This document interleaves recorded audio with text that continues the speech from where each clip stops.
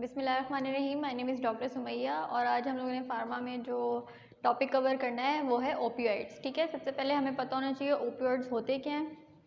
हमारी बॉडी के अंदर जो नेचुरली ओपियोइड्स होते हैं वो हमारी पेन मैनेजमेंट के लिए यूज़ होते हैं, लेकिन वो बहुत इस तरह की ड्रग्स होती हैं ये जो कि पेन मैनेजमेंट में हेल्पफुल होती हैं। अब हम लोग मेडिसिन में या ड्रग्स में हमारी जो भी ड्रग होती है उसका सबसे पहला प्राइमरी फोकस ये होता है कि ये पेशेंट की पेन को मैनेज करे, सो दैट अगर फॉर एग्जांपल किसी पेशेंट को कोई चोट लगी है और उसको पेन हो रहा है तो वो आपको हाथ नहीं लगाने देगा अनलेस और अनटिल उसकी वो पेन गायब ना हो जाए, उसके बाद वो आपको हाथ लगाने दे। ठीक है, तो पेन मैनेज करना सबसे प्राइमरी हमारा जो है कंसर्न होता है किसी भी ड्रग को यूज़ करते हुए।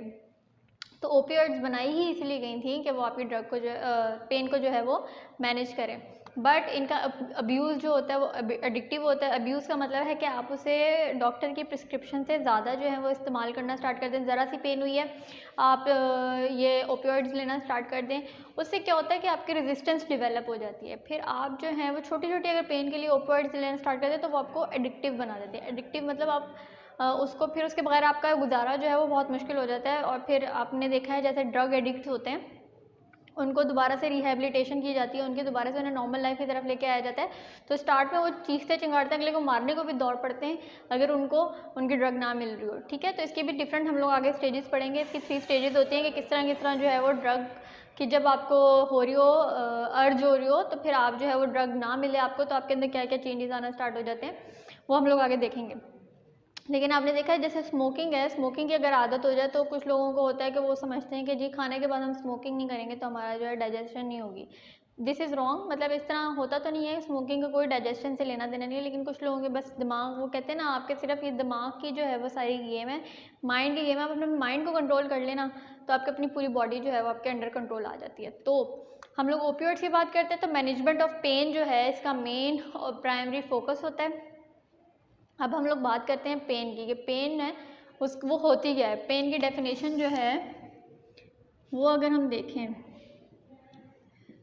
तो वो हमारे पास है कि ये हमारे पास एक ऐसी अनप्लेजेंट सेंसेशन होती है that can be either acute or chronic and is consequence of a complex neurochemical processes. अब देखिए न्यूरोकेमिकल का क्या मतलब है कि सारा दिमाग के अंदर आपके जो है वो न्यूरोलॉजिकल जो है केमिकल जो रिलीज हो रहे हैं उनकी गेम है सारी की सारी in the peripheral and central nervous system. और वो सारे न्यूरोकेमिकल्स कहाँ पे रिलीज होंगे, या तो पेरिफेरल में या फिर सेंट्रल नर्वस सिस्टम या पेरिफेरल नर्वस सिस्टम, यानी आपकी पूरी बॉडी इसके अंदर कवर होगी। तो pain is defined as an unpleasant sensation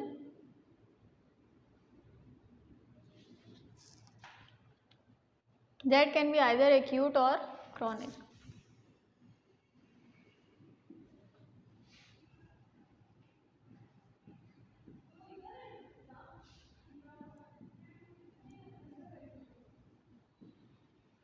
Acute or chronic or and is a consequence of a complex neurochemical process and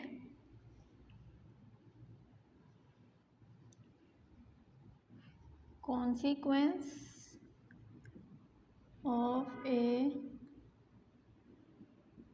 complex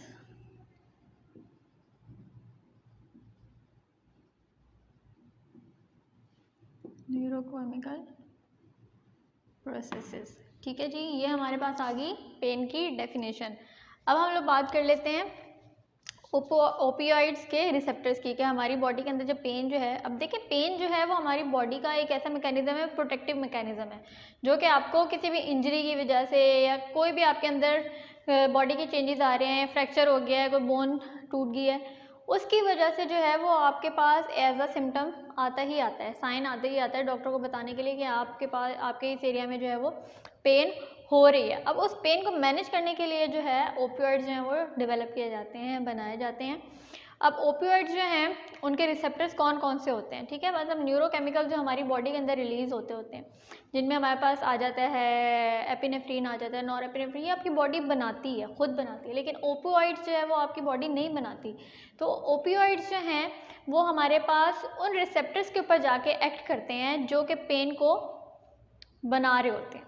ठीक है, अब यहाँ पे आप इस बात को समझें कि पेन जो है वो आपकी बॉडी जनरेट कर रही है, ठीक है। पेन को मैनेज करने के लिए आपकी बॉडी कोई न्यूरोट्रांसमीटर या न्यूरोकेमिकल नहीं बना रही, वो आप बाहर से एंट्री करा रहे हैं और वो जो है वो आ जाके उन चैनल्स के ऊपर जाके एक्ट करते हैं जो कि पेन को डेवलप कर रहे हैं, ठीक है, और फिर जाके उनको ब्लॉक करते हैं। तो जो उनको ऊपर जाके ब्लॉक करते हैं उनको एगनिस्ट कहते हैं, और जो जाके उनको एनहांस करवाते हैं वो हमारे पास एंटेगनिस्ट होते हैं। अब क्या होता है हमारे पास कि जब हम लोग रिसेप्टर्स की बात करते हैं तो हमारे पास जो रिसेप्टर्स हैं वो 3 तरह के होते हैं ओपियोइड्स के। एक हमारे पास मू रिसेप्टर्स होते हैं जिनको म्यू कहते हैं, ठीक है, जिसका साइन भी अभी मैं आपको बताती हूँ किस तरह होता है, ठीक है। म्यू रिसेप्टर्स हैं, फिर उसके बाद हमारे पास जो है वो कैपा रिसेप्टर्स हैं, और फिर हमारे पास डेल्टा रिसेप्टर्स आ जाते हैं, ठीक है। अब हम जो है वो रिसेप्टर्स की बात करें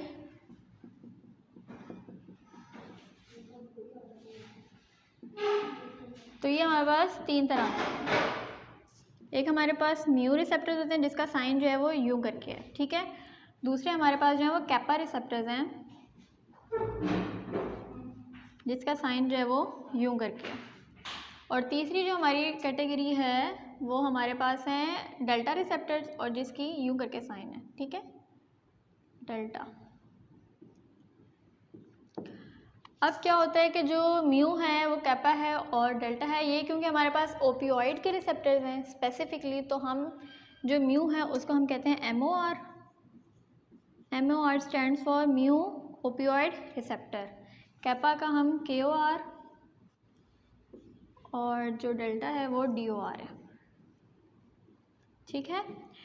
अब ये हमारे पास रिसेप्टर्स हो गए। अब हम लोग बात करते हैं कि ये रिसेप्टर्स जो हैं वो किन किन सेंसेशंस जो हैं पेन की, किन किन वजह से होने वाली पेन्स को जो है वो टैकल करते हैं। फॉर एग्जांपल देखें, आपका हाथ जल जाए उसकी वजह से भी आपको पेन होती है, आपको चोट लग जाए, आपकी कट लग जाए उसकी वजह से भी पेन डेवलप होगी, उसके अलावा आपका कोई केमिकल गिर जाए उसकी वजह से जो जलन और पेन होगी वो भी आपके इसमें आ जाती है। तो ये सारी चीज़ें जो हैं वो आपकी पेन की टाइप्स हैं कि कौन सी पेन किस वजह से जो है वो जनरेट होती है, ठीक है। तो अब हम बात कर लेते हैं म्यू रिसेप्टर्स की, कि म्यू रिसेप्टर्स जो हैं वो किस किस तरह की पेन को जो है वो टैकल करते हैं। तो उसमें हमारे पास सबसे पहले आ जाती है थर्मल, ठीक है, और उसके बाद हमारे पास आ जाती है मैकेनिकल और केमिकल, ठीक है। तो MOR जो है वो हमारे पास किन किन को करते हैं, सबसे पहले थर्मल, मैकेनिकल और केमिकल, ठीक है। उसके बाद आपके पास जो दूसरी आ गई है वो आपके पास KOR है, यानी कैपा ओपियोइड रिसेप्टर्स हैं। ये हमारे पास जो डील करते हैं वो हमारे पास है केमिकल और थर्मल, ठीक है। और KOR जो है वो ज़्यादातर हमारे पास dorsal horn of the spinal cord पे प्रेजेंट होते हैं, डोर्सल हॉर्न, और ये हमें डील करते हैं थर्मल एंड केमिकल, ठीक हो गया। अब हमारे पास नेक्स्ट आ जाती है डेल्टा, DOR। ये हमारे पास जो रिसेप्टर्स होते हैं हमारे पास पेरिफेरल में प्रेजेंट होते हैं, पेरिफ्री में यानी कि, और ये हमारे पास जो डील करते हैं वो हमारे पास, ये भी हमारे पास थर्मल, केमिकल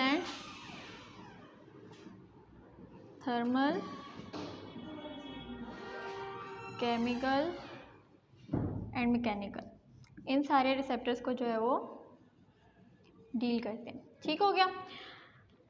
अब हम लोग जो है वो बात कर लेते हैं कि ओपियोइड्स जो हैं वो कौन कौन से ऐसे क्लिनिकल साइन एंड सिम्टम्स होते हैं जिनके अंदर दे सकते हैं। अच्छा, उससे पहले हम लोग देख लेते हैं कि ओपियोइड्स बनाए किस किस तरह से जाते हैं। कुछ ओपियोइड्स होते हैं वो नेचुरली हमारी एनवायरनमेंट में प्रेजेंट होते हैं, हम उन्हें एनवायरनमेंट से लेते हैं बस, और फिर उसको ड्रग फॉर्म में कन्वर्ट करके जो है पेशेंट को दे देते हैं। कुछ होते हैं वो हम लोग बनाते हैं जिनको हम लोग सिंथेटिक ओपियोइड्स कहते हैं, और कुछ होती है सेमी सिंथेटिक के वो नेचुरली प्रेजेंट होते हैं लेकिन उनके अंदर थोड़ी सी मॉडिफिकेशन की ज़रूरत होती है, और फिर हम उन्हें मॉडिफाई करके जो है ओपियोइड्स में कन्वर्ट करके पेन रिलीफ मैनेजमेंट के लिए यूज़ कर सकते हैं। तो अब हम देखते हैं सिंथेसिस ऑफ ओपियोइड्स, उसकी कितनी कैटेगरीज हैं। तो हमारे पास ओरिजिन ऑफ ओपियोइड्स,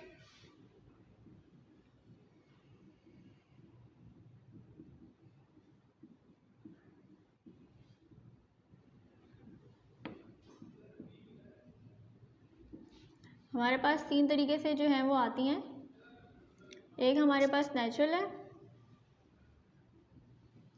फिर हमारे पास सेमी सिंथेटिक है, और फिर हमारे पास सिंथेटिक है।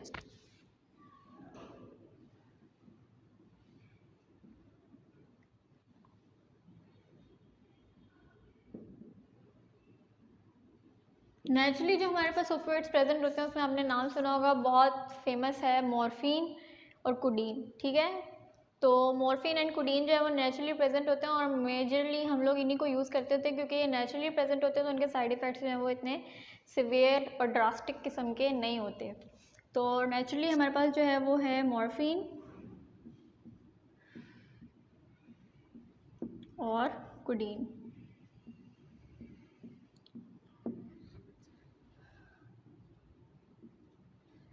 सेमी सिंथेटिक जो है उसमें हमारे पास आ जाते हैं वो हमारे पास हाइड्रोकोडोन है, ऑक्सीकोडोन है, ऑक्सीमॉर्फोन है। तो ये सारी जो हैं वो कोडोन, ऑक्सीकोडोन,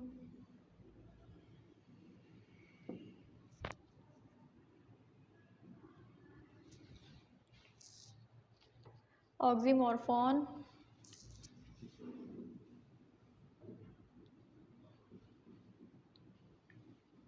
एंड इसके अलावा यहाँ पे हाइड्रोकोडोन भी है। ठीक है, अब हम लोग सिंथेटिक की बात करते हैं जिनको हम लोग टोटली मैन्युफैक्चर करते हैं।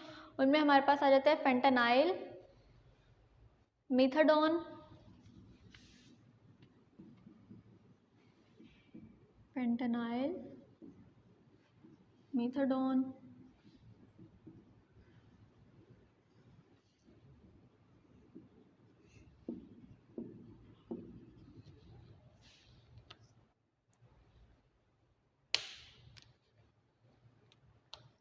उसके अलावा हमारे पास टेपेंडाडोल है और टेरामाडोल है।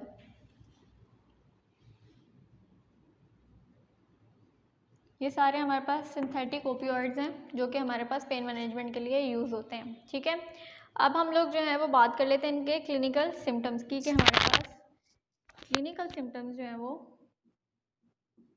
कौन कौन से आते हैं जिनकी वजह से हमें ओपियोइड्स देने की ज़रूरत पड़ती है। ठीक है, अब जो क्लिनिकल सिम्टम्स है सबसे पहले हमारे पास आती है ना सिम्टम, वो हमारे पास आ जाते हैं सेक्सुअल डिस्फंक्शन। जब हमारे पास सेक्सुअल डिस्फंक्शनिंग होती है तो उसके अंदर भी हमारे पास ओपियोइड्स हैं वो यूज़ किए जाते हैं। उसके अलावा फटीग, हॉट फ्लैशेस हो, डिप्रेशन हो, वेट लॉस, वेट गेन बहुत ज़्यादा हो रहा हो, डिक्रीज मसल मैस हो, ऑस्टियोप्रोसिस और पॉसिबल इनफर्टिलिटी हो, तो उन केसेस के अंदर भी जो है उनके रिजल्ट में जनरेट होने वाली पेन की वजह से भी और उन कंडीशंस को ट्रीट करने के लिए भी हम ओपियोइड्स को यूज़ करते हैं। अब यहाँ पे हमारे पास ओपियोइड्स का मेन फंक्शन क्या है, पेन मैनेजमेंट, लेकिन उसके साथ साथ वो और भी फंक्शंस जो है वो परफॉर्म करते हैं। तो इन सारी कंडीशंस को मैनेज करने के लिए भी हम ओपियोइड्स की डोजेस देते हैं। अब मैंने आपको बताया है ओपियोइड्स जो है वो एडिक्टिव होते हैं, तो इसको हम लोगों ने हाईली डॉक्टर की एडवाइस के मुताबिक इस्तेमाल करना होता है। अगर हम इसको जो है वो प्रिस्क्रिप्शन के बगैर इस्तेमाल करना स्टार्ट कर लेंगे तो ये एडिक्टिव होते हैं और फिर इनसे पेशेंट को जो है वो छुड़वाना बहुत ज़्यादा मुश्किल हो जाता है इस आदत को। ठीक है, तो हमारे पास जो आ जाते हैं उसमें हमारे पास फटीग है, सेक्सुअल डिस्फंक्शन है,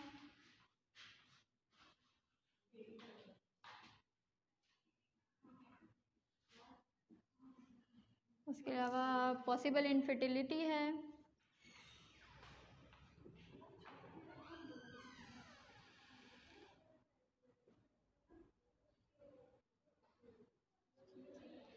उसके अलावा ओस्टियोप्रोसिस है एंड एक्सेट्रा एक्सेट्रा। ठीक है, ये बुक के अंदर सारे जो हैं वो लिखे हुए हैं। अब हमारे पास आ जाते हैं कि इन ओपियोइड्स का हमारे पास बॉडी के ऊपर साइड इफेक्ट्स क्या होते हैं। ठीक है, तो अब हम लोग बात कर लेते हैं एडवर्स इफेक्ट्स या साइड इफेक्ट्स ऑफ ओपियोइड्स। उसमें हमारे पास सबसे पहले आ जाता है बीपी। बीपी रिलेटेड जो हमारे पास है वो हमारे पास आती है कंडीशन हाइपोटेंशन।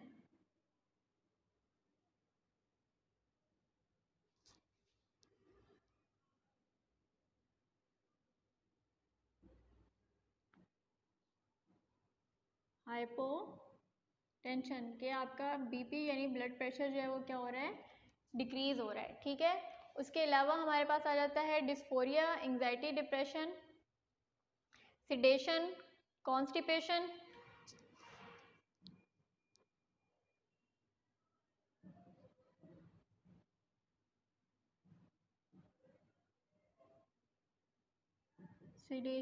कॉन्स्टिपेशन, उसके अलावा यूरिनरी रिटेंशन है, नोजिया है,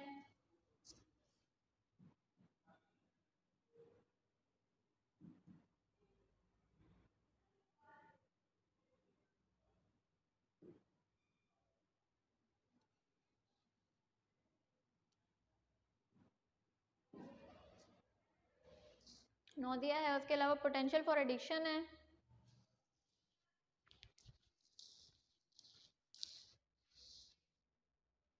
उसके अलावा जो है वो हमारे पास पोटेंशियल फॉर एडिक्शन, मैंने आपको बताया कि ओपियोइड्स जो हैं वो पेशेंट्स को जो है उसकी लत लग जाती है अगर हम लोग प्रिस्क्रिप्शन से ज़्यादा जो है वो लेना स्टार्ट करते हैं, ठीक है। तो पोटेंशियल फॉर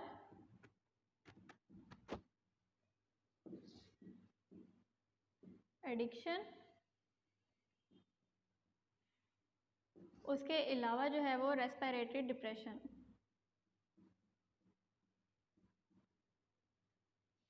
डेवलप हो जाता है, ठीक है।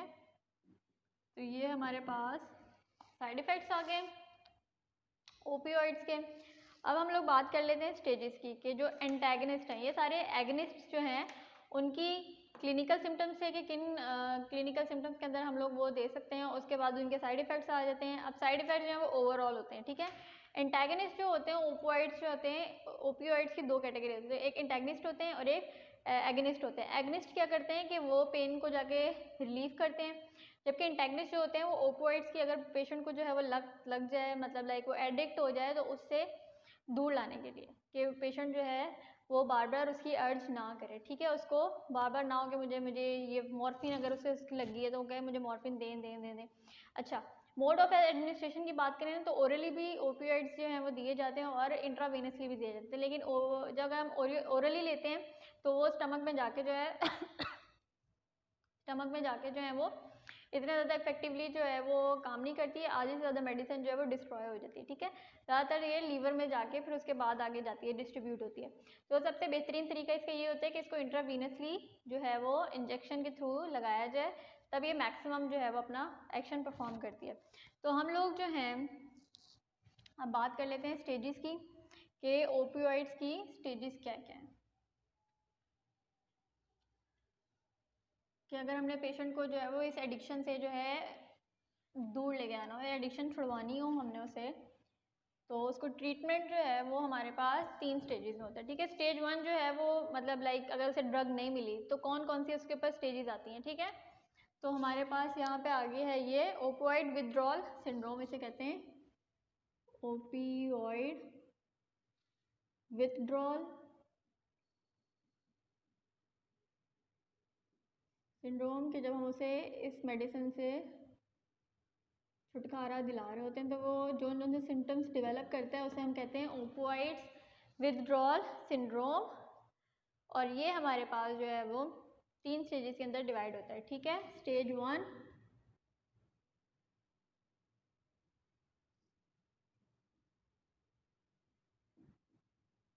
स्टेज 2, स्टेज 3, ठीक है। अब जो स्टेज 1 है ना वो अप टू 8 आवर्स तक जो है वो रहती है,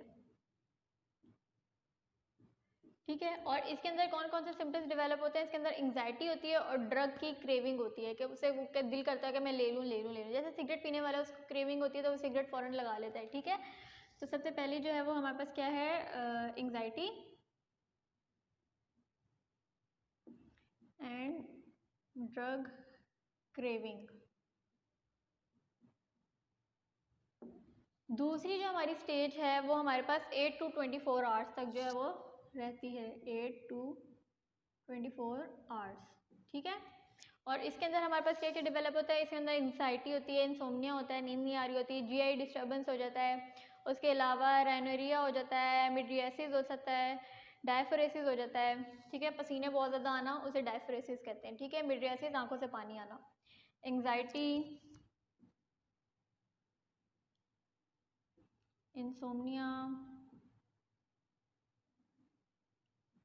मिड्रियासिस,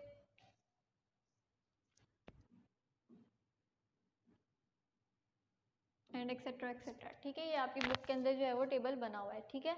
उसके अलावा स्टेज 3 जो है वो अप टू 3 डेज तक जो है वो लास्ट करती है। देखा आपने रिहैब सेंटर्स जो होते हैं उनके अंदर जिन पेशेंट्स को जो है वो ड्रग एडिक्ट्स होते हैं उनको छुड़वानी होती है ये आदत, तो उसके लिए उनको एक आइसोलेटेड कमरे में रख देते हैं कि उनके पास जो है वो कोई भी मेडिकेशन वगैरह ना हो कि वो उसको लेके जो है वो अपनी क्रेविंग को पूरा कर लें। तो स्टार्टिंग में जो है वो 8 आवर्स तक ये वाले साइन एंड सिम्टम्स उसके अंदर डेवलप होना स्टार्ट हो जाएंगे, फिर 8 से 24 घंटे तक ये वाले सिम्टम्स आना स्टार्ट हो जाएंगे, एक्सेट्रा। और अप टू 3 डेज तक जो है वो हमारे पास टैकीकार्डिया होना उनको स्टार्ट हो जाएगा, nausea, vomiting, hypertension, diarrhoea, fever, chills होने आना स्टार्ट हो जाएंगे, ट्रेमर्स, हाथ कँपाना स्टार्ट हो जाएंगे, सीजर्स होना स्टार्ट हो जाएंगे, मसल स्पैज्म हो जाएंगे। तो ये सारी की सारी चीज़ें जो है वो हमें 3 डेज तक डेवलप होंगी। टैकीकार्डिया, उसके अलावा फीवर, चिल्स एंड एक्सेट्रा, ठीक है। तो ये जो है वो हमारे पास ड्रग छुड़वाने की 3 स्टेजेस हैं जो पेशेंट को डेवलप होती हैं अगर वो ड्रग एडिक्ट हो जाए, ठीक है। तो ये हमारा जो है वो ओपियोइड्स का जो है वो चैप्टर था। होपफुली आपको समझ आ गई होगी। किससे रिलेटेड कोई भी आपको एम्बिग्यूटी या कंफ्यूजन है तो हम लोग सेशन के अंदर जो है वो पूछ लेंगे, ठीक है। होपफुली आपको ये सारी बातें जो है वो अच्छे तरीके से समझ आ गई होंगी। Thank you so much.